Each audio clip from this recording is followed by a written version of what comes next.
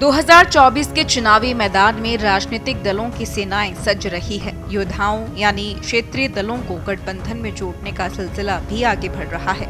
BJP पूरी तैयारी में दिख रही है तो विपक्षी खेमा इंडिया ब्लॉक लगातार बिखरता दिख रहा है। पहले बिहार में नीतीश कुमार ने साथ छोड़ा, फिर पश्चिम बंगाल में ममता बनर्जी ने किनारा किया। उसके बाद अरविंद केजरीवाल और उनकी पार्टी भी पंजाब में सीट शेयरिंग पर आंखें दिखा रहे हैं।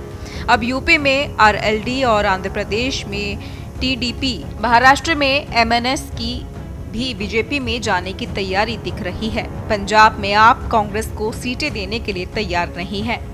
विपक्ष में ये बिखराव थमता नहीं दिख रहा है। अंदरूनी सूत्र बताते हैं कि बीजेपी की तैयारी बड़ी है। ज्यादा से ज्यादा क्षेत्रीय दलों को एनडीए में लगाने की मुहिम को धार दी जा रही है। यही वजह है कि पार्टी ने विपक्षी दलों और उनके दिग्गज नेताओं को बीजेपी में लाने के लिए अलग से ज्वाइनिंग कमेटी तक गठित कर रखी है। ये कमेटी उन विपक्षी नेताओं को अपने पाले में लाएगी जो अपने दल या नेताओं से नाराज चल रहे हैं। बीजेपी खुद के नफा नुकसान से ज्यादा विपक्षी खेमे में सेंधमारी पर फोकस कर रही है। यही वजह है कि 2 दिन पहले ही प्रधानमंत्री नरेंद्र मोदी ने पहली बार ये दावा किया कि आगामी लोकसभा चुनाव में बीजेपी 370 सीटें जीत कर आएगी और एनडीए को 400 से ज्यादा सीटें मिलेगी। पीएम मोदी ने कहा है कि जरूर इसके सियासी मायने निकाले जाएंगे और बीजेपी के गुणा गणित और फुल प्लान की चर्चा भी होगी। जानकारों की माने तो लोकसभा चुनाव से पहले के आखिरी सत्र में प्रधानमंत्री नरेंद्र मोदी ने माहौल बना दिया है। अब तक जो दावे इधर उधर से होते थे, पहली बार मोदी ने उसे बीजेपी का चुनावी नारा बना दिया।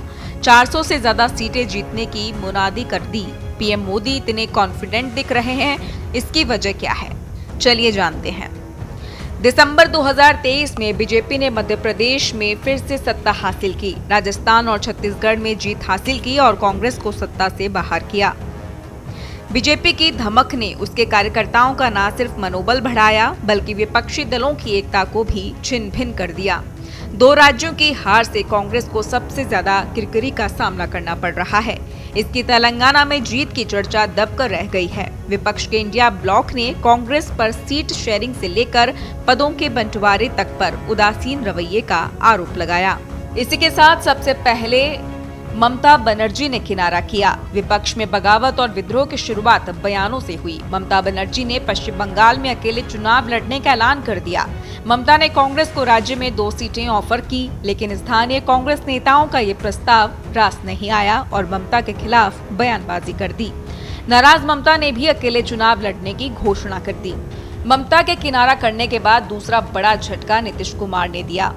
जदयू प्रमुख नीतीश ने इंडिया ब्लॉक छोड़ा और एनडीए के साथ आ गए। उन्होंने बिहार में बीजेपी की मदद से 90 बार सीएम पद की शपथ ले ली। अब महाराष्ट्र को देखा जाए तो वहां भी बीजेपी अपनी मजबूत जीत की दिशा में कदम आगे बढ़ा रही है। पहले शिवसेना से टूट गई और एकनाथ शिंदे खेमे को एनडीए में शामिल किया। राज्य में सरकार बनाई। उसके बाद एनसीपी खेमे से अजित पवार भी 30 से ज्यादा विधायकों के साथ एनडीए में आ गए। महाराष्ट्र में शिवसेना और एनसीपी में टूट होने से बीजेपी को सीधा फायदा मिला है और उद्धव ठाकरे और शरद पवार अलग थलग पड़ गए।